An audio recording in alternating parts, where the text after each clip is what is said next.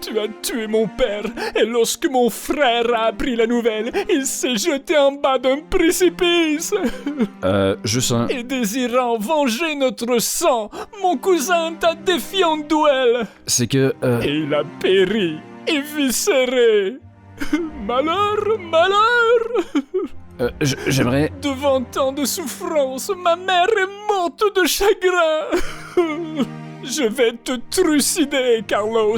J'en fais le serment. Écoute, hors jeu, HRP, je m'appelle Carlitos et non Carlos. J'ai pas tué ton père, ni ta mère, ni aucun membre de ta famille, moi, là. Tu es certain? Affirmatif.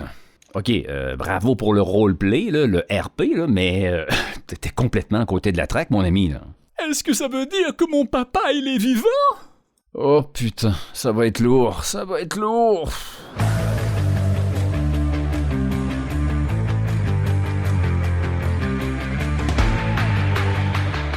Mesdames, messieurs les rôlistes, dans cette exploration de l'ADN du JDR, nous verrons toute la puissance du HRP, le hors roleplay, lorsque bien utilisé. Il permet d'avoir des scènes plus percutantes et énergiques et facilite la progression de votre récit.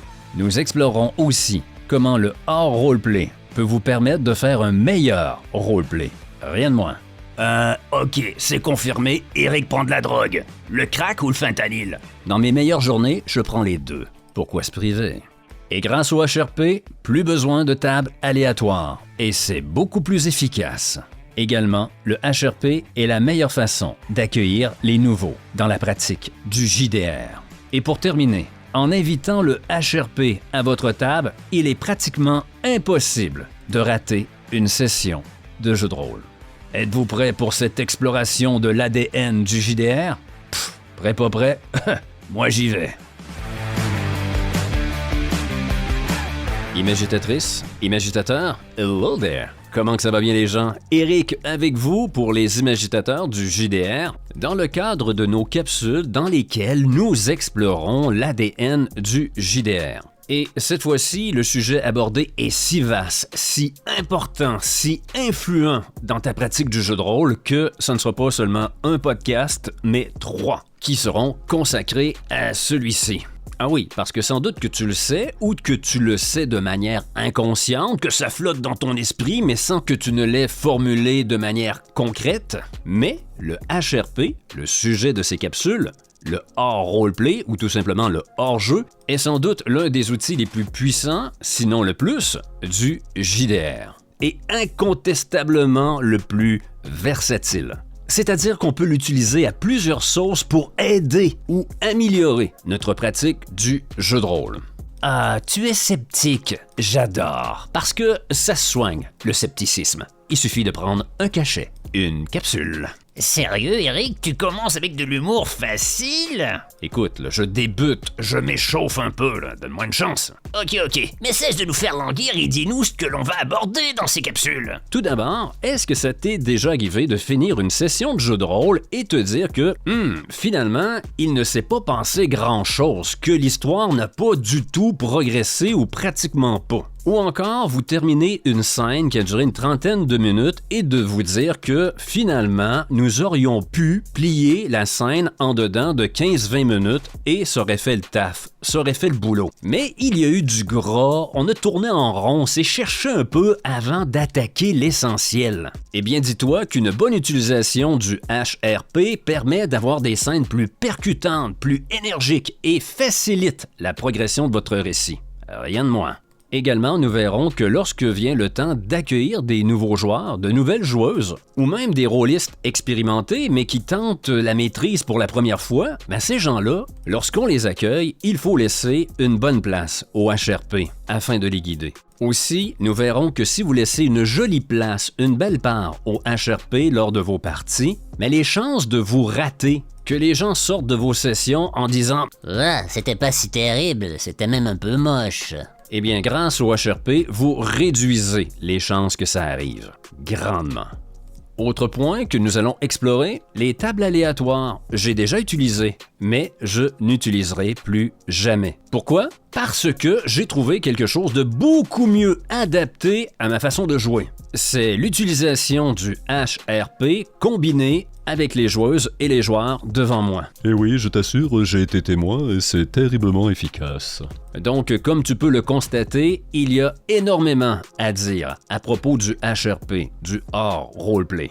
Et comme d'habitude, comme si j'avais besoin de te le rappeler, il s'agit de ma vision, de celle d'un rôliste qui a roulé pas mal sa bosse et qui a pensé par toutes sortes de phases durant toutes ces années. Travailler pendant toute une journée sur une battle map, animer des combats qui durent 4 heures, utiliser des systèmes qui exigent l'utilisation de la calculatrice. En somme, j'ai touché un peu à tout et aujourd'hui, je suis plus narratif. Je joue dans le théâtre de l'esprit, j'aime les systèmes légers et j'affectionne l'efficacité.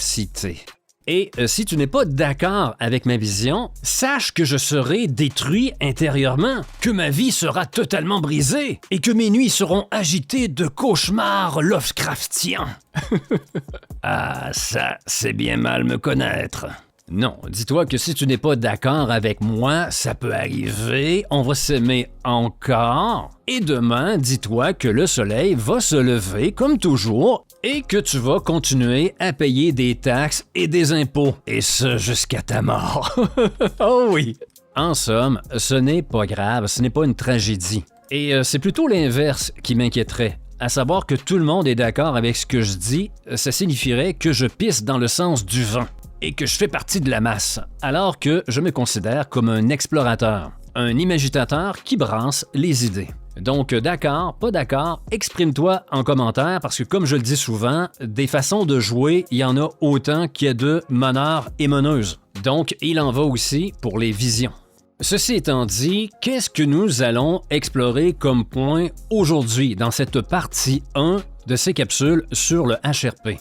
Assis-toi bien si t'es pas prêt, mais le HRP aide à faire un meilleur roleplay. Et nous verrons aussi que le HRP, c'est une question d'amitié. Ah, quelle jolie phrase! Mais qu'est-ce que ça veut dire, Eric? Putain, il commence vraiment à avoir trop de monde dans ma tête. Eh bien, pour le savoir, mets ton masque, mets tes palmes, ajuste ton tuba, on plonge dans l'ADN du JDR. C'est parti. Premièrement, le HRP, ça concerne tout le monde. C'est omniprésent dans le jeu de rôle. Que tu commences le JDR ou que tu en sois à 40 ans de pratique, tu te dois de composer avec. Donc moi, j'ai décidé de ne pas le combattre, de ne pas l'éviter, mais au contraire, de l'apprivoiser.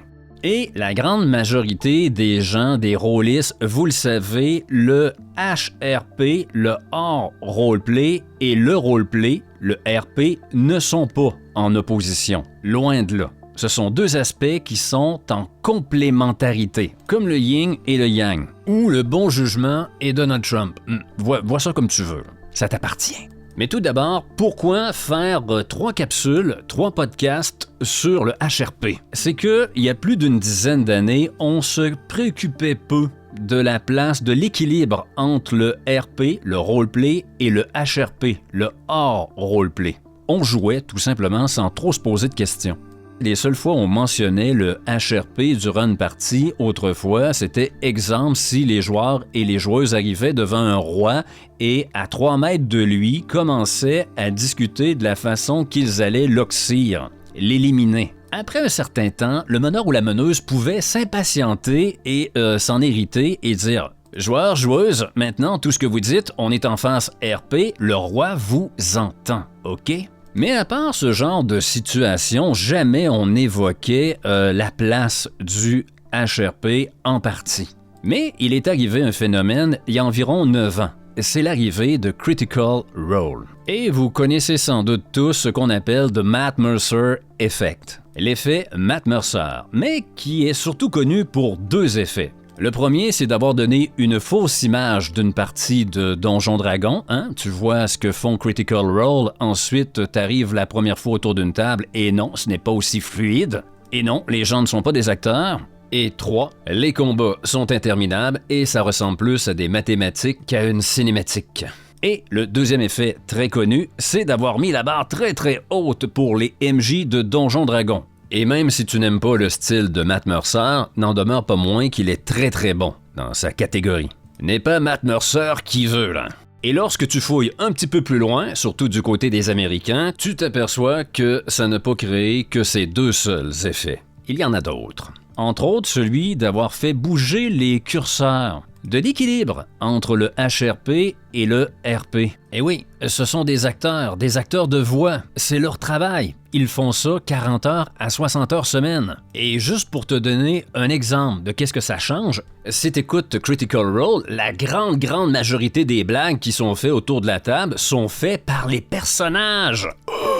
Et ça, mine de rien, ce n'est pas rien. Parce que pour le commun des mortels, pour les tables comme vous et moi, ce sont les statistiques complètement inverses. La majorité des blagues que l'on fait, nous, en JDR, se font en HRP. C'est le joueur ou la joueuse derrière le personnage qui fait la blague. On n'est pas des comédiens, on n'est pas des acteurs. On se lève pas le lundi matin en pensant acting et on se couche pas le vendredi soir en pensant acting. Eux, pour connaître des gens de théâtre, oui. Pour plusieurs d'entre eux, la vie est un théâtre d'expérimentation. Certains sont de très grands observateurs. Donc, lorsque des acteurs se donnent tout entier au JDR, il est normal que les curseurs entre HRP et RP bougent, tanguant un peu plus du côté du roleplay. Bien sûr, il existait déjà des tables où on donnait beaucoup plus de place au côté théâtral et roleplay. Et d'ailleurs, j'ai toujours fait partie de ces tables où on mettait de l'avant le côté très théâtral. Mais l'apparition de Critical Role et de ses multiples clones a fait en sorte de accentuer ce phénomène. Et bien que ça ne soit vraiment pas la majorité, il existe quelques groupes qui, non seulement ont mis le roleplay sur un piédestal, mais qui ont aussi pointé du doigt le HRP, le hors roleplay, en le mettant en quelque sorte sur le banc des accusés. Le HRP, c'est mal, signe du démon! Ils tentent tout simplement de l'éviter. Et là, entends-moi bien. Même si je fais des blagues et je déconne un peu, le but de cette capsule ou de ces capsules n'est pas du tout de dire à ces gens-là qu'ils ont tort ou tenter de les convaincre. Tu connais ma vision du jeu de rôle, il y a une multitude de façons de l'aborder et de jouer, notre passion. Donc, si de ton côté, le HRP, il faut absolument éviter, ou si tu joues à poil, nu comme un verre autour de ta table, ça te regarde, ça viendra pas influencer notre façon de jouer à notre table. Toutefois, si tu as une chaîne et que tu fais de l'actuel play à poil, tu nous le dis, hein, t'envoies le lien et nous, on va aller zioter, ne serait-ce que pour se bidonner un peu. Je serais même pas surpris que ça existe. Où s'en va le monde, dites-moi? Remarque, avec le réchauffement de la planète, le JDR à poil, c'est peut-être l'avenir. Ça y est, je suis déprimé, j'ai le goût de boire du rhum. Mon goûteur, que l'on appelle mon goûteur. Eric, il ne faudrait pas mélanger le crack et l'alcool. Oula!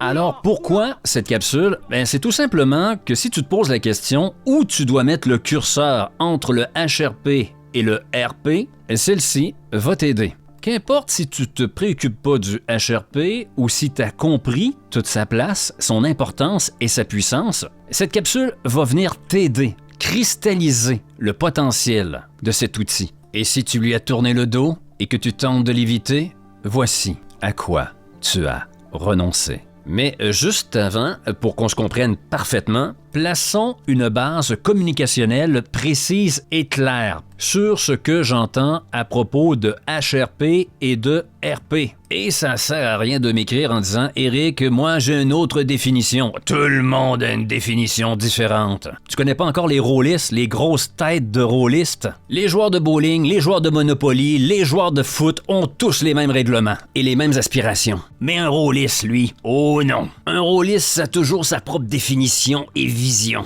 Et un rôliste a toujours raison. Ouais, ça peut être chiant, un rôliste. Ah, j'ai une devinette pour toi. Qu'est-ce qui est plus efficace que du laxatif? Oh ouais, tu l'as dans le mille. Non, on n'est pas si terrible que ça. À peine. Donc oui, la définition, c'est pas évident parce que de base, c'est le RP, le roleplay, c'est lorsque le personnage s'exprime et le HRP, le hors roleplay, c'est lorsque le joueur ou la joueuse derrière le personnage s'exprime. Avec une telle définition, pas surprenant là, qu'on s'en mêle un peu les pinceaux. Là. Au niveau du HRP, ça va. Mais au niveau du RP, ça peut varier d'une personne à l'autre. Pour moi, il y a 3 types de roleplay. Il y a le roleplay d'interprétation, le acting, là, tu prends la voix du personnage, tu fais comme... c'est comme du théâtre. Il y a le roleplay descriptif. Tu dis tout simplement ce que ton personnage fait. Tu peux parler au je ou au il. J'en ai rien à battre tant que ton roleplay est juste. Moi, tu joues comme tu veux, là. Personnellement, j'ai tendance à mêler tout ça. Je vais faire du roleplay d'interprétation, je vais utiliser le je vais utiliser le il. Je m'amuse comme je l'entends et selon mes envies du moment. Point final. Je suis un être libre. Et pour être bien honnête avec toi, j'emmerde les conventions. Il suffit que tu me dises que c'est la manière de faire, et je fais autrement. Tu saisis? Des fois, je me fais peur. Oui, à force de pratiquer le JDR solo, on développe de drôles de symptômes. Tu es averti. D'après l'OMS, il n'y a pas de santé sans santé mentale. Mais la santé mentale, c'est quoi? Je pourrais pas te dire c'est quoi en ce moment, mais c'est sûrement pas le JDR solo. Plus sérieusement, le JDR solo rend peut-être dingo, mais ça développe tes habiletés à faire de l'improvisation et interpréter des personnages. Ma foi, c'est trop cool. Je t'invite à le faire. Et en dernier lieu, moi, il y a aussi le RP de supposition. C'est-à-dire que c'est carrément la joueuse ou le joueur qui s'exprime, mais on suppose que c'est son personnage. Exemple, vous préparez un vol de banque et là, tous les joueurs et les joueuses sont en train de parler de comment ils vont faire, de la façon dont ils vont procéder. Ce sont les joueurs et les joueuses qui s'expriment, mais on suppose que ce sont les personnages qui se penchent sur la meilleure façon de faire le casse. Que personne ne bouge et tout se passera bien! Si un seul d'entre vous fait un geste, bande d'enfoirés, ce sera l'exécution sommaire pour vous tous jusqu'au dernier! Parce que oui, si on restait dans le roleplay, dans ces phases de jeu comme d'élaborer des plans, ça serait peut-être un petit peu trop lourd pour rien. Un exemple plus clair encore, tu es une voleuse et tu as maîtrisé une victime, elle est inconsciente et tu demandes au maître de jeu « Est-ce que je trouve quelque chose ?» en la fouillant. Clairement, ici, c'est la joueuse qui parle au MJ, mais on suppose que c'est le personnage parce qu'elle interroge un peu l'univers. Les réponses, c'est le MJ qui les détient. Même chose s'il trouve une montre, une Rolex, et demande « Est-ce que c'est une vraie? Est-ce que c'est une fausse? » C'est une voleuse professionnelle, elle le sait, mais elle se doit d'interroger le MJ, et tout dépendant quelle sorte de meneur nous avons, soit il va faire tirer les dés, soit qu'il va décider, ou soit il va lui donner la possibilité de choisir. Selon toi, est-ce que c'est une vraie? Et pour ce qui est du HRP, du hors-roleplay, il y a du mauvais HRP. Exemple, vous êtes en train de jouer une partie de Walking Dead, tout le monde est à fond dans la partie, et là, tu as un joueur qui décide de parler du match de foot de demain, alors que personne n'en a rien à battre. Mauvais HRP. Mais en général, le hors-roleplay, c'est souvent des questions des joueurs, des joueuses qui, soit sur le système, soit qu'ils demandent de répéter une description parce qu'on joue dans le théâtre de l'esprit et qu'ils ont mal saisi. Ou ça peut être une blague pour alléger l'atmosphère ou un commentaire du joueur derrière le personnage. Bref, ce sont les joueurs et les joueuses qui s'expriment et non leur personnage. Donc, partons sur cette base. C'est parti, et pourquoi pas commencer par le plus simple, mais en quelque part, l'un des points les plus importants. L'amitié, en JDR, j'allais dire essentiellement, c'est faux, passe exclusivement par le hors-roleplay. Et oui, si t'as écouté la série Batman que j'ai fait en solo et que tu m'invites en disant « Eric, j'aimerais que tu viennes jouer Bruce Wayne et Batman lors d'un one-shot et que je me présente là et que je suis à 100% dans la peau de Bruce Wayne et de Batman sans décrocher, sans que Eric se présente, que je reste essentiellement et exclusivement dans mon personnage, je me ferai pas d'amis là. » L'homme est sorti sans ménagement, puis plaqué violemment, dos contre le véhicule accidenté. Ouh, ça fait mal. Moi aussi, ma jambe me fait un mal de chien, mais j'endure. Alors serre les dents et ne les desserre que pour me répondre. Compris? Ce n'est qu'une simple suggestion, monsieur, mais il serait intéressant qu'il reste conscient, lui. Allez-y calmement, de grâce. L'amitié en JDR, ça se fait avec les taquineries, les clins d'œil, les petits crocs en jambes, les petits commentaires, le rire, les blagues. En somme, c'est la complicité entre les joueurs et les joueuses et non les personnages. Ah non, Eric, tu vas pas nous faire le coup du crochetage avec ton kit que t'as fabriqué toi-même? À tous les coups, on finit derrière les barreaux. Et c'est aussi discret qu'une érection dans un collant de ballet pour un danseur de casse-noisette. Et quel intérêt d'inviter quelqu'un et d'être à fond dans le roleplay, dans les personnages, et faire en sorte que les joueurs sont effacés qu'il n'y ait pratiquement pas d'HRP. Je te pose la question, là. À quoi ça sert d'inviter quelqu'un qu'on aime bien et de le laisser caché derrière le personnage? Exemple, si j'invite Benoît de la chaîne Le Vieux Geek pour faire un one-shot et que je sais pas, moi j'y donne comme personnage un huissier de justice, mais pour pimenter la chose, c'est un tueur en série. Une fois sur 20, il va tuer son client, la personne qui doit saisir. Oui, monsieur part avec les meubles et parfois avec le cœur. Et après ça, on va dire que les huissiers n'ont pas de cœur. Ce mec en a toute une collection. Mais si je dis à Benoît, écoute Benoît, on va faire du full roleplay. Je veux juste voir le huissier. Mais quel putain d'intérêt, dis-moi!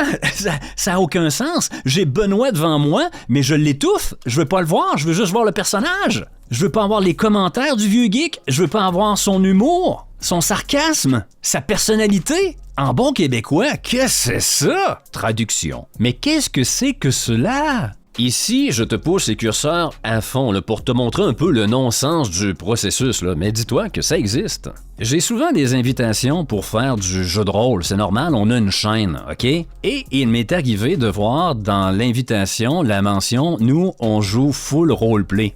Veux-tu savoir ce que je réponds?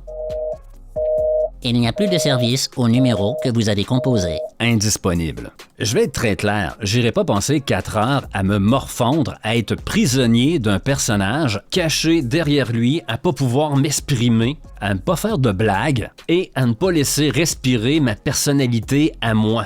En bon français, si tu veux avoir Batman, appelle Christian Bale. Moi, je ne suis pas un acteur, je suis un rôliste. Je joue, je m'amuse. Et lorsque je me présente à une table, Eric est là et son personnage. On est indissociables, mon ami. Le RP et le HRP ne sont pas en opposition, ils sont en complémentarité. Le jour où je vais jouer avec Benoît, le vieux geek, je vais m'amuser avec son personnage et avec lui. Donc oui, pour moi, c'est important de laisser de la place au HRP autour de la table, ne serait-ce que pour l'amitié, pour développer des amitiés rôlistes. C'est important. Et attention, là, les gens qui me connaissent ou qui connaissent les autres membres de la chaîne des Imagitateurs, vous le savez, le roleplay, c'est super important pour nous, là. Et je suis pas un imbécile à temps complet, là, dans le sens que souvent, les compliments qu'on me fait sur mon jeu, c'est à propos de la justesse de mon roleplay. J'y suis à fond, là. Tout aussi important que puisse être le roleplay pour moi, ça ne veut pas dire qu'il faut mettre le HRP là, sur le banc des accusés en le pointant du doigt et en tentant de l'éviter, là. Et attention, laisser Eric faire du HRP et s'exprimer derrière le personnage, ça ne veut pas dire faire seulement des blagues et rigoler et être décontracté. Oh que non! Et même qu'on en est très très loin, moi j'utilise le HRP surtout pour d'autres choses. Et c'est ce qu'on va explorer dans ces 3 capsules. Et mine de rien, ça nous amène à notre deuxième point, celui que je vais grandement développer parce qu'il est très important. Le HRP aide à avoir un meilleur roleplay. Oh, mais comment c'est possible? C'est tout à fait simple aussi. Et tu vas le voir, là, il y a plusieurs aspects dans cette portion. De un, je pose énormément de questions. Et ce, autant dans le rôle du MJ que celui de joueur. Commençons par le rôle du MJ. Je te donne un exemple. Souvent, nous, on s'improvise des parties. C'est-à-dire que la seule chose qu'on sait des personnages, c'est leur nom et leur sexe. Point final. Et pourtant, en dedans de 20 à 30 minutes, on va découvrir les personnages à force de questions qui sont placées de manière adéquate et intelligente ici et là dans l'action. Oh, Marie, tu as hésité avant de répondre à Charles. Serais-tu intimidé? Et d'une question à l'autre, on apprend à connaître le personnage. Tout aussi bien que si les joueurs et les joueuses avaient écrit des backgrounds de 4 ou 5 pages. C'est terriblement efficace. Et là, je viens de te donner un exemple lorsqu'on se fait des parties improvisées, mais ça marche tout aussi bien avec des personnages qui sont travaillés un peu en amont. Ça permet de mieux les définir. Et même lorsque je suis joueur à une table, moi, je ne me prive jamais de poser des questions en HRP à mes collègues autour de moi. S'il y a quelque chose que je veux approfondir, ou s'il y a un truc qui m'échappe, ou que je veux clarifier, je vais pas rester avec ce point d'interrogation-là imprimé dans mon front tout le long de la session. Je vais le dire. Et pas pour prendre mes collègues en défaut, là. Loin de là. Au contraire, c'est pour comprendre, pour m'ajuster. Mais là, je suis curieux, Mel. Oui. T'as parlé d'une inquiétude envers moi durant le combat, envers GB. Vois-tu, dans cet exemple, dans le one-shot Read or Die, mené par Merrick, je ne comprenais pas pourquoi le personnage de Ginny s'inquiétait pour le mien, parce que depuis qu'elle faisait équipe avec moi, tout allait mal dans nos missions et on nous donnait des missions de merde, parce que j'apporte la poisse. C'est la réputation que j'avais et elle se concrétisait. Donc, son personnage aurait eu tout intérêt à ce que je sois muté ou blessé là, pour qu'elle se débarrasse de moi et de la poisse que j'apportais depuis que je faisais équipe avec elle. Mais non, elle était inquiète. Et moi, Eric, je ne comprenais pas. Donc, j'ai posé la question. Pourquoi? Et ça, ça a permis deux choses. De un, moi, ça a permis de réajuster mon roleplay par rapport à sa réponse, d'utiliser les informations qu'elle m'a données, qu'elle me fournit. Et de deux, ça a permis à Ginny de mieux définir son personnage. Parce qu'on va se l'avouer, lorsqu'on fait du jeu de rôle, que ce soit un one-shot ou même une campagne, notre personnage est défini souvent par une série de phrases, là. Et c'est pas ça qui fait la beauté d'un personnage, là. Si sur ta fiche est écrit « Je ne tolère pas le mensonge », ouais, c'est tel que tel. Mais moi, ce qui m'intéresse davantage, c'est comment ça se manifeste ou pourquoi. Pourquoi t'es comme ça? Quel événement a fait en sorte que t'es plus capable de supporter le mensonge? Un père représentant et tu savais qu'il trompait ta mère à chaque voyage? Ta première petite amie t'a promis de t'attendre alors que tu partais en campagne militaire. Tu es revenu? Elle était mariée. Et depuis, lorsque l'on te ment, tu deviens littéralement violent. Ça, c'est intéressant selon moi, et c'est comme ça qu'on développe les personnages. Il faut aller au-delà de la fiche. Et pour ce faire, poser des questions, ça fonctionne. Et ça peut être des questions très anodines, mais qui aident à développer le personnage, afin de les rendre plus tangibles, plus crédibles. Dis-moi, Benoît, maintenant qu'on sait que Nancy nous a trahis, ton coup de foudre pour elle, tes sentiments, sont toujours intacts? Tu vois, ce genre de petites questions que je vais poser autour de la table qui peuvent en apparence paraître très anodines, aident grandement à développer leur personnage. Et ça, je le fais autant en position de MJ que de joueur, je me prive pas là. Et ensuite, pour moi, ça devient un outil. J'utilise leurs réponses. Donc le roleplay se voit bonifié, mais de tous les côtés, là. Lorsque tu as peur ainsi, est-ce qu'il y a quelque chose que tu fais qui peut t'aider à te réconforter? Quand ça m'arrive, en général, je pense à des choses positives. Et quand j'ai trop peur, je chantonne. Ici, je demande en HRP à Ginny si son personnage a une façon de réagir face à la peur. Et elle me dit qu'elle pense à des choses positives ou qu'elle chantonne. Et quelques minutes après, elle se met à chantonner. Écoute, tout le long de ce one-shot, le cirque, Ginny a été époustouflante, là. On jouait des enfants et Ginny était une enfant. Je te donne un autre exemple de ce que ça peut apporter de poser une question en HRP. Ça peut t'amener à des endroits insoupçonnés. On joue du post-apo. Mon personnage s'appelle Gary, il est vieux, il est un peu bougon, c'est un leader fort, de la vieille école, sans compromis, pas trop de discussion, un petit côté plus monarchie que démocratie, tu vois le genre? Et il y a un autre joueur, on va l'appeler par le nom de son personnage, c'était Karim. Karim est un peu un Gaston Lagaffe, pas beaucoup de talent de combat et il est froussard. Tout le contraire de mon personnage Gary, qui est un ancien athlète de haut niveau qui est devenu un contremaître tyrannique. Déjà, après 60 minutes de jeu, je crois qu'on avait sauvé les miches, on avait sauvé la vie de Karim 2 fois. Et on arrive devant un tunnel, et c'est le seul chemin qu'on a pour atteindre notre objectif, là. Cette énorme bouche noire. Et notre Karim, le froussard, prend les devants et entre en premier, et le MJ ne dit absolument rien, aucun commentaire. Mais moi, Eric, le joueur, là j'ai un foutu point d'interrogation dans le front, là. Mais qu'est-ce qu'il fout? Et en HRP, j'y pose la question. Et moi, pour pas casser le rythme de la partie lorsque je pose une question en HRP, j'emploie toujours le nom du personnage lorsque je m'adresse au joueur. Et je reste un peu dans le même ton de mon personnage. Karim, t'es sérieux? T'as de la difficulté à te fermer le poing pour frapper quelqu'un et le moindre cri, même d'une chouette, tu fais dans ton froc. Qu'est-ce qui te passe par la tête, là, de vouloir rentrer en premier? Karim a peut-être pris 5 secondes avant de me répondre. Et encore une fois, c'est pas pour le prendre en défaut, c'est pour comprendre. Et Karim de me répondre, écoutez, ça fait 2 fois que vous me sauvez la vie et ça a toujours été comme ça. J'ai l'impression d'entendre mon père depuis que j'étais avec vous. Père qui était toujours en train de me rabaisser, comme quoi que je ferais jamais rien de ma vie, que j'étais un froussard, un peu heureux. J'en ai marre. J'en ai vraiment marre. Et ça cesse. Ça cesse aujourd'hui. Ça, c'était pas écrit sur sa fiche de personnage. En posant la question, j'amène le joueur à réfléchir sur son personnage et à le développer, tout simplement. Et certains pourront répliquer « Eric, t'aurais pu attendre que l'épisode du tunnel soit passé, que vous vous soyez posé, allumé un feu, et là, t'aurais pu lui poser la question en roleplay. » Gary le regarde et « Pourquoi t'es rentré dans le tunnel avant tout le monde? » Non. Nous aurions passé à côté de quelque chose d'extraordinaire.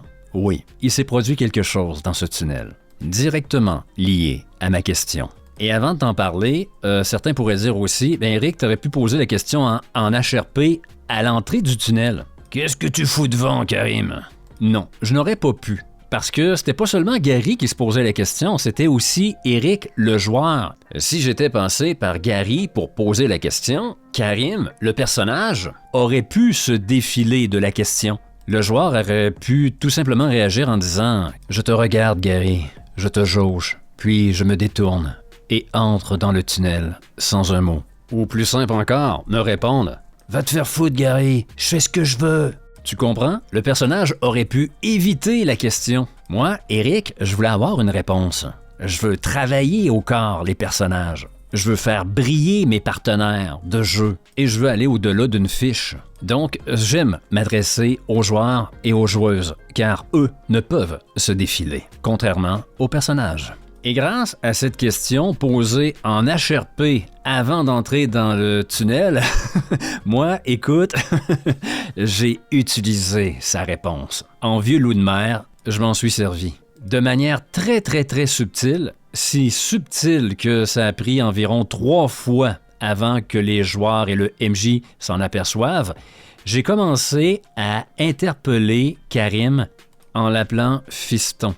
Mais là, attention, très subtil. Tu sais, pas pour le taquiner, là, tu sais, en appuyant sur le mot fiston. « Hey, fiston! » Non, vraiment inséré très subtilement dans ma phrase. Si bien que c'est seulement la 3e fois que le MJ s'en est aperçu et l'a relevé. Karim, je sais pas si tu t'en es rendu compte, mais Gary t'appelle fiston comme si t'étais un gamin, un gosse. Et là, le MJ a bien joué. Il a tendu une perche à Karim en disant « Karim, dis-moi, comment t'appelais ton père quand t'étais gamin? » Et Karim a saisi la perche. Les dents serrées, il a répondu « Fiston. » Oh! Génial. Après ça, qu'est-ce qui s'est installé comme dynamique entre Gary et Karim? C'est comme si Karim avait une seconde chance de se prouver à son père. Gary, mon personnage, est devenu un peu la figure paternelle. Et ça a amené une certaine rivalité, mais non malsaine, vraiment comme une compétition, comme si Karim avait tout à prouver. Et il ne faut pas du tout voir ça comme du métagaming de ma part. Moi, d'appeler Karim fiston, ça répondait exactement à la construction de mon personnage, qui est un ancien contremaître, un leader qui voit tout le monde comme ses subordonnés. Et tout ça, cette super dynamique qui s'est installée entre Gary et Karim, ça a eu lieu à cause d'une question en HRP. Le HRP est un outil très puissant qui peut améliorer le roleplay. Et plus encore, vous amener à des endroits totalement inattendus. En résumé, donnez corps et vie, vraiment vie, à vos personnages. Et cette anecdote vient de me faire penser à une autre, mais totalement différente. Et cette fois-là, avec une intervention en HRP de 45 secondes environ, j'ai carrément sauvé une session de jeu de rôle. Oh, attends un peu, toi, t'es en train de nous dire que tu portes une cape et que t'es un super rôliste, t'as des pouvoirs, c'est ça? Non, j'ai seulement compris que le HRP, c'est très très efficace, et que fermer sa gueule pendant une partie sur quelque chose qui nous déplaît, ce n'est pas la solution. Mais attention, il y a une façon de bien le faire. On joue du Monster of the Week et on prend 30 minutes pour faire les personnages, ok? On joue à secret ouvert, on fait les fiches ensemble, comme c'est souvent le cas dans les PBTA. Et il y a un joueur et son personnage, on va l'appeler Burke. Quel prénom vomitif. Burke. Sur sa fiche, notre ami Burke avait comme qualité d'être loyal envers ses amis et ses collègues. Et ça faisait pas 45 minutes qu'on jouait que Burke a commencé à prendre contact avec notre nouvel employeur qu'on ne connaît pas. On est comme des mercenaires du paranormal. Et il commence à vouloir nous la faire à l'envers, à comploter contre nous. Je te rappelle qu'on joue à secret ouvert, donc on le voit là. Et là, je sens bien que l'ambiance change autour de la table parce que, clairement, son personnage devait être, dans ses qualités, loyal. Entends-moi bien, là, dans une campagne, que tu t'éloignes de ta fiche, c'est tout à fait normal. On joue des campagnes pour ça, pour faire évoluer un personnage. Donc, il peut arriver des incidents qui font en sorte que ton personnage change. Mais un one-shot, c'est un instantané. C'est une photographie à un moment T. Si t'écris sur ta fiche que t'as pris une balle dans le genou il y a 10 ans et que depuis lors, tu te promènes avec une canne et que tu boites, ben, dans ce one-shot, si tu commences à courir aussi vite que Usain Bolt, ça va m'agacer un peu, là. Donc, je pouvais comprendre la frustration silencieuse des autres joueurs autour de la table. Mais moi, Eric, lorsque j'ai un point d'interrogation dans le front, je veux pas le garder tout le long de la session. Donc, je suis intervenu en HRP. Et encore une fois, pas pour prendre le joueur en défaut, mais pour avoir une réponse, pour comprendre cet agissement que moi, je ne comprenais pas par rapport à sa fiche. Et comme je le fais toujours, j'interpelle le joueur par le nom de son personnage, je reste un peu dans mon personnage, mais c'est carrément du HRP, là. Dis-moi, Burke, lorsqu'on a fait nos personnages, moi j'ai vu un mot de 5 lettres qui, une fois prononcé, sonnait un peu comme le mot « loyal ». Et tout ce que tu fais, présentement, c'est tout sauf de la loyauté, non? Et Burke de me répondre que la loyauté est toute relative. Tu comprendras que cette réponse, ça m'a pas satisfait. J'avais toujours mon point d'interrogation dans le front, tu comprends? Écoute, Burke, moi, je suis pas vraiment un pro de la philo, ni de la physique, ni de la chimie. Mais je connais un principe, c'est l'énergie cinétique.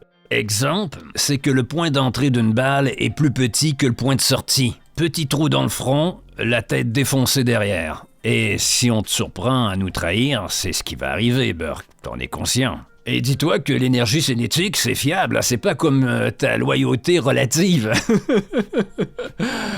Bref, on a rigolé un peu parce que j'ai amené ça quand même avec humour et ça fait réfléchir Burke.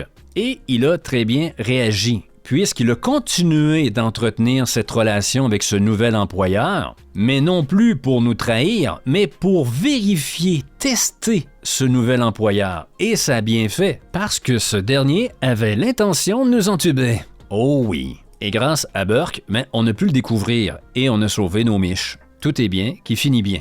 Et vois-tu, avec une intervention de 45 secondes en HRP, non seulement ça a permis à Burke d'avoir un meilleur roleplay, parce que selon l'avis de tout le monde autour de cette table, l'ambiance qu'on avait, ça allait pas du tout, mais en plus, ça a sauvé la session, parce que si je suis intervenu comme ça en HRP, c'est parce que j'ai bien senti le malaise autour de la table. Vous pouvez constater ainsi la toute-puissance du hors roleplay. Oui, en choisissant le bon moment pour intervenir, en choisissant les bons mots et le bon ton, on peut faire de petits miracles autour d'une table grâce au HRP. Autre aspect où le HRP peut aider le roleplay, c'est le fait de faire des pauses, tout simplement. Parce que jouer un personnage pendant 3 heures, 4 heures, 5 heures, non-stop, sans arrêt, eh bien, ça demande une charge cognitive, ça demande de l'énergie. J'ai des connaissances qui font du théâtre et ils me disent en général que lorsqu'ils font une comédie, une fois la pièce terminée, ils ont encore de l'énergie pour sortir en boîte de nuit. Ça les a en quelque sorte galvanisés. Là. Mais au contraire, lorsqu'ils vont jouer du drama, souvent ensuite, ils sont lessivés, sur les rotules. Oui, faire du roleplay d'interprétation, ça demande de l'énergie. Quoi? Tu ne me crois pas? Est-ce que tu peux être ingrat et ingrate? Mais ok, d'accord. Mais allons voir ce qu'en pense Yann Perra. Qui est Monsieur Perra? Rien de moins que le directeur artistique qui nous a offert le sublime doublage en français de la série Arcane sur Netflix. Un bijou. Et dans mon cœur de maniaque de cinéma, et de série, lorsque Yann Péra va nous quitter, il sera assis à la droite de Dieu. Rien de moins. Quelque part, parce que ça peut être dangereux, parce que tu peux te dire, tiens, tu vas distribuer quelqu'un qui est un peu fragile sur un petit perso, puis qui va devenir master sur la S2, ça peut être compliqué, on le sait. Ouais. Et le challenge pour moi, ça a été, quand j'ai vu la S2, je ne veux pas spoil, mais forcément, je disais, il y a des rôles qui étaient des plus petits rôles. Est-ce qu'ils vont tenir en termes de capacité émotionnelle, pour pouvoir envoyer du pâté sur des personnages aussi lourds que ça. Et ça s'est très bien passé, parce qu'effectivement, voilà, on est allé chercher ça, mais il a fallu aller au combat avec les acteurs et les actrices qui avaient peut-être un peu moins l'habitude que des Dumont, etc., de faire des rôles aussi imposants, importants dans des trucs comme ça, quoi. Yann Péra gère l'énergie de ses actrices et acteurs. Lorsqu'ils ont une scène émotive, après, on fait une pause. On ne saute pas immédiatement dans une autre scène. On prend le temps de décanter un peu. Et nous, les rôlistes, ces pauses peuvent prendre la forme de HRP, que ce soit un peu de décrochage, une blague, de faire un point alentour du système, de poser des questions. Tout ça sont autant de pauses qui font du bien, qui laissent respirer le roleplay. Est-ce que tu te rends compte que les acteurs et les actrices de théâtre, les vrais, décrochent plus et s'amusent plus que certaines tables que j'ai visitées qui étaient en mode full roleplay? Ben oui, que ce soit lors des entr'actes, des changements de scène, de décor ou lorsque leur personnage n'est pas sur la scène, eh bien, les acteurs et les actrices décrochent, ils sont derrière le rideau, là. Donc, ça me fait toujours décrocher un sourire de voir qu'il y a des rôlistes qui en font plus que des acteurs là, et des actrices de théâtre. Là. Et je le répète encore, lorsque c'est le temps de faire du roleplay, d'interpréter mon personnage, j'y vais à fond. Au niveau de l'intensité, au niveau de la voix, au niveau des émotions. Mais je décroche! Demande-moi pas de faire ça pendant 4 heures de temps! Pour qui tu te prends, MJ Despote? Pour Stanley Kubrick? Et le pire dans tout ça, c'est que lorsque tu joues de cette manière-là, en full roleplay, tu n'aides pas nécessairement ton roleplay, là. Loin de là. Quelquefois, pour bien comprendre un phénomène, il faut pousser l'exemple à l'extrême. Les gens qui ont écouté mon JDR solo, Batman tuer Gotham, ont bien apprécié mon personnage du Joker. Woup, woup, woup, qu'est-ce que c'est que ces conneries? Monsieur se vante alors que c'est moi qui ai tout fait le boulot! 2 options s'offrent à toi, mon cher Eric. Soit tu te prends un avocat ou un arrangement funéraire.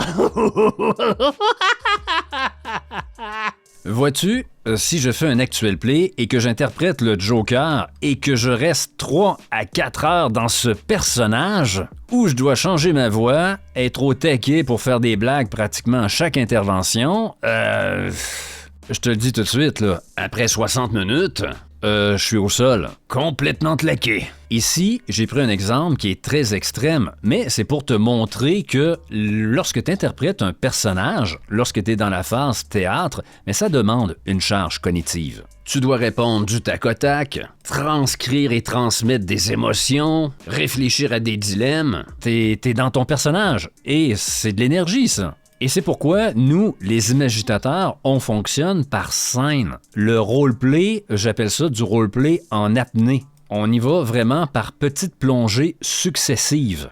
Entre les scènes, on rigole un peu, on récupère un peu, si bien qu'on a plus d'énergie lorsqu'il est le temps de replonger. S'il fallait que je reste 3 heures de temps dans le personnage du Joker en full roleplay, eh bien, il se pourrait qu'arrivé à la scène finale, au bout de 3 heures, je sois plus autant au taquet, là. Que je sois épuisé. Mais si j'y étais par coups successifs, en respirant entre chaque scène et en oxygénant un peu mon cerveau pour le laisser souffler un peu, rigoler, être un peu plus décontracté, mais lorsque je vais arriver le temps de livrer à la 3e heure, je vais être là. Je vais être encore solide. Je vais avoir géré mon énergie. Donc, ces pauses hors jeu aident à faire un meilleur roleplay. Encore une fois, t'es vraiment gagnant en laissant de la place au HRP et en travaillant scène par scène. Au niveau de la gestion de ton roleplay, ça te permet de souffler, ça te permet aussi d'avoir un certain recul sur ta façon de jouer et d'interpréter ton personnage. De pas toujours être plongé dans ton personnage, de te surélever et de voir la situation.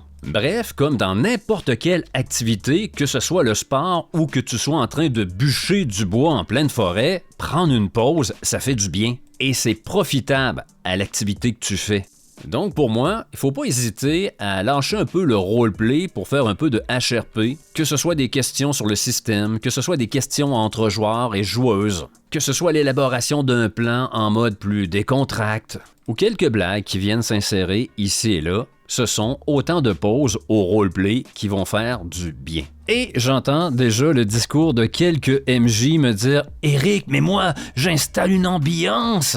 Exemple, si je joue de l'horreur, je dois les transporter dans un univers. Je ne suis pas du tout intéressé à ce que mes joueurs et mes joueuses décrochent un peu du roleplay. Il faut respecter le sacro-saint roleplay. Écoute, on se calme, Moïse, OK? Poser une ambiance, mes amis, là, ça prend pas 30 minutes, là. 2 minutes, c'est fait, là. Souvent, les joueurs et les joueuses devant moi me disent qu'avec mes intros, qui durent en moyenne 2 à 3 minutes, ils sont déjà plongés dans l'ambiance, déjà happés par l'aventure. Malheureusement, encore souvent, lorsque j'écoute des intros, je m'aperçois que on ne fait que transmettre des informations sur l'univers. Et c'est bien dommage. Parce que ça, mes amis, c'est un peu le minimum syndical, OK? En fait, une introduction peut servir à beaucoup plus. Elle peut déjà placer quelques bases de l'intrigue, mais aussi à poser l'ambiance, donner un ton, tout dépendant de la manière que vous la livrez. En tant que rôliste, vous avez une multitude d'outils à votre disposition, mais il faut s'en servir, tout comme le HRP. Et cette idée que pour l'horreur, on doit rester dans l'horreur et baigner dedans constamment, c'est faux, c'est totalement faux. C'est une théorie qui est totalement infondée et qui n'a jamais été prouvée, là.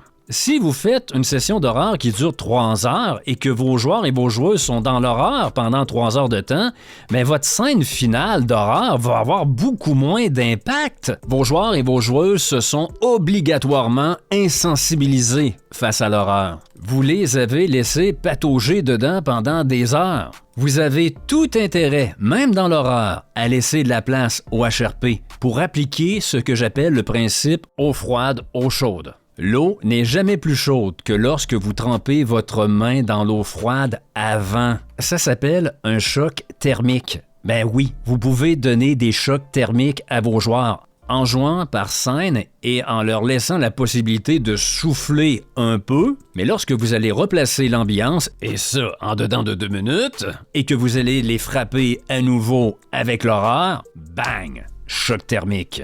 Laissez respirer les scènes de roleplay avec des mini-phases de HRP, ça peut être payant. J'ai joué avec certains groupes qui décrochaient à peine du roleplay. Je peux te garantir que de jouer une partie qui se déroule à l'époque victorienne et que tu interprètes des personnages comme le Dr. Jekyll avec le fameux flegme anglais, c'est-à-dire que tu as à peu près le même visage qu'un prêtre à qui on annoncerait que dans son église, il n'y aura pas d'enfant de cœur pour s'amuser. C'est de l'humour grinçant. Et que toute la table est en mode full roleplay sans aucun putain de décrochage pendant 4 heures de temps, c'est pas la joie. Certes, il y a le plaisir du théâtre, de jouer le théâtre, mais il n'y a pas le plaisir du jeu avec un grand J, c'est-à-dire de s'amuser entre amis. Et d'inviter un peu le HRP à s'installer, ça n'aurait pas terni le roleplay. Au contraire, ça l'aurait bonifié. Et surtout, bonifier l'expérience de tout le monde à la fin. Parce que c'était OK, c'était correct, mais ce n'était pas super. Il manquait tout simplement la notion de jeu. Tant mieux si c'est ce qu'ils aiment du JDR, mais moi je peux te garantir qu'avoir passé 4 heures dans les rues de Londres sans aucun rire, sans aucune blague, sans aucun décrochage, ce n'est pas ma conception d'une jolie soirée idéale. C'est correct 1 fois ou 2 par année, mais ce n'est pas ce que je cherche du jeu de rôle ni ce que je chéris, là. Et attention, quand je dis laisser de la place un peu au HRP, c'est pas que le HRP arrive et vient tout casser le roleplay, là. Au contraire. On vient juste un peu oxygéner la partie. Et sans doute que moi, je suis beaucoup teinté du fait que je suis en mode très narration partagée. C'est-à-dire que moi, même en tant que joueur, j'apporte ma créativité à l'histoire et à l'univers. Et lorsque je suis dans la position du MJ, j'invite aussi les joueurs et les joueuses à participer à l'univers, à construire, à le prendre en main et le faire sien. Et pour ce faire, ça passe par le HRP. Le joueur propose des choses, amène des trucs et fait des suggestions. Donc non seulement je n'ai pas peur du HRP, mais pour moi c'est un outil que j'ai appris à maîtriser. Sur ce genre d'approche et cette vision du jeu de rôle où on oscille entre les deux de belle façon, le seul point en tant que MJ qu'il faut observer un peu, ce sont les périodes de transition. Car on va se le dire, les joueurs et les joueuses ont une certaine facilité à sortir du roleplay, d'envoyer une blague et décrocher un peu. Ça, habituellement, ils n'ont pas trop de difficultés avec cette transition. C'est plutôt lorsque survient la situation inverse. C'est-à-dire que la table est un peu en mode chill, relax, on est hors jeu, et là tu dois les ramener dans le roleplay, dans le RP. Déjà au départ, si tu travailles scène par scène, c'est beaucoup plus facile parce que moi, aussitôt qu'on commence une scène, le sérieux s'installe un petit peu plus. Là. Comme c'est moi le MJ qui pose la scène, qui la commence, qui la démarre, je commence avec une description, je mets l'ambiance, je parle la musique. Ça se fait donc tout naturellement, là. Mais dans un autre cas de figure où j'aurais laissé une belle parenthèse en HRP en plein milieu d'une scène de roleplay et que là je veux faire revenir les joueurs et les joueuses vers quelque chose de plus intensif, mais il n'y a pas 56 méthodes là. En fait, moi j'en utilise seulement une et elle fonctionne toujours. Je montre tout simplement l'exemple. Il y a une expression qui dit qu'un sourire attire un sourire. C'est ce principe que j'applique. Lorsque je tombe en mode intensif, à fond dans le roleplay, ça entraîne les autres avec moi, tout simplement. Putain, tu vas pas commencer à me faire chier maintenant! Je t'ai dit que je m'occupais de Maitland! Toi, tu gardes un œil sur la fille! Si t'as pas compris qu'on était redémarré en mode roleplay, c'est que t'as un foutu problème de lecture de scène, mon ami, là. Mais il y a sans doute d'autres façons de procéder, tout simplement en le disant, là. On tombe dans une phase plus sérieuse, attention. Il est clair que pour moi, avoir un bon équilibre entre le HRP et le RP, c'est un JDR en santé. Et un actual play que j'adore et qui reste pour moi dans le top 5 et qui représente bien cet équilibre HRP-RP, c'est Spire. Mené par JC avec Volsong devant lui, sur la chaîne 2D6 plus cool. Un bijou. Un bijou. Les joueurs se parlent en HRP et lorsque c'est le temps de plonger dans le roleplay, ils sont là. Ils sont là. Je vais te mettre le lien en description. Pour moi, ça représente l'actuel play avec l'équilibre parfait. Et voilà, on arrive lentement vers la conclusion de cette première partie dans laquelle on s'est souvenu, on s'est rappelé, parce que c'est une évidence, l'amitié en JDR, mais ça passe exclusivement par le HRP. Et juste pour ça, fais-y de la place un peu, là. Ça vaut la peine de jouer du coude et de tasser un peu ton roleplay, là. Et on a vu également que le HRP bien utilisé, on peut améliorer le roleplay. Ça permet de mieux développer les personnages encore, d'aller au-delà d'une fiche et d'un background.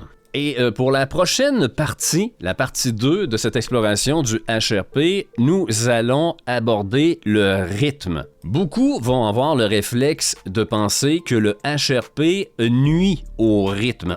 Nous on est à fond dans le roleplay, donc lorsque les joueurs décrochent un peu, ça ralentit la partie. Permettez-moi d'aller ébranler cette conviction totalement infondée. On va voir que si c'est avec un HRP qui est très bien utilisé, ça peut donner l'effet contraire. Empêcher que des scènes s'étirent inutilement ou de finir une session et de réaliser que finalement l'histoire n'a pas beaucoup progressé. Et le deuxième point que nous aborderons, c'est que le HRP, c'est la belle grande porte dorée ou le tapis rouge pour accueillir les nouveaux, les nouvelles, que ce soit en tant que joueur, joueuse ou MJ. Je suis curieux, moi, de ton côté, ta vision du HRP, est-ce que c'est quelque chose à éviter? Est-ce que c'est mal? Es-tu de ceux ou de celles qui s'en préoccupent pas du tout? Ou au contraire, es-tu comme moi qui l'utilise comme un outil? Exemple, à force d'expérimenter, je me suis aperçu que je n'avais plus besoin de table aléatoire parce que je pouvais utiliser justement le HRP. Point qu'on va voir aussi là en troisième partie. En bref, qu'est-ce que je veux savoir, toi, ta position, ta vision du HRP? As-tu des anecdotes comme quoi le HRP, ça t'a déjà sauvé la mise lors d'une partie? Est-ce qu'on le combat au lance-flammes ou on fait comme moi, j'ai décidé de faire, de l'apprivoiser? Mais tu sais que ce n'est pas aussi binaire que ça, hein? Je le répète souvent, il y a autant de façons de jouer qu'il y a de MJ, et toutes ces façons sont bonnes, parce que c'est la tienne, ta vision personnelle, et c'est sans doute aussi la même chose concernant le HRP. Je m'attends à avoir plusieurs visions différentes. L'amour, la haine, l'indifférence. Et tous ces dégradés d'émotions et de couleurs. Et c'est ce qui fait la beauté de notre passion JDR. C'était Eric pour les Imagitateurs et on se donne rendez-vous pour la partie 2 et 3 de ce vaste sujet qu'est cet outil, le HRP. Ah, vilain personnage, je t'attendais, prêt à t'affronter! Ah, c'est qu'il commence vraiment à me les gonfler, lui.